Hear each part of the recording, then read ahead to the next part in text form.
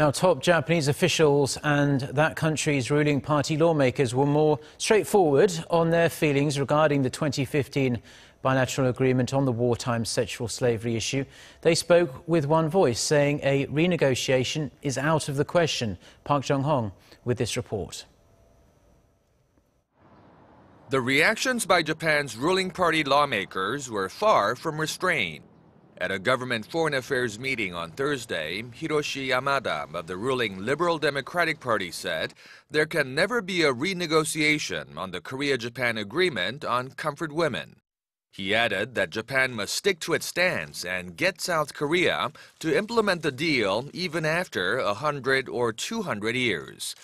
Another lawmaker, Yoshiiki Hirada, argued that Tokyo should not bow and ask Seoul to abide by the deal, but rather has to demand that it obeys the agreement.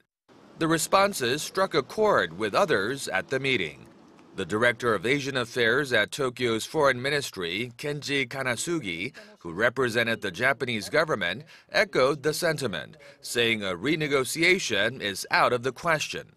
Some suggested taking advantage of the U.S. influence on South Korea. They want Japan to reiterate the crucial nature of the deal to the U.S. and have Washington pressure Seoul to implement it as is. The negative sentiment also spread to the issue of North Korea. The ruling party lawmakers said that if Seoul relies heavily on an appeasement policy toward the North, this could go against the international tide of stepping up pressure on a belligerent North Korean regime.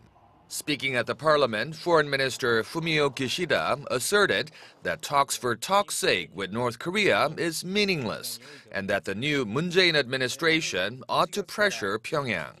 Experts say Tokyo's reaction had been anticipated prior to Korea's presidential election, and such discontent is now coming to a head. Jong-hong, Arirang News.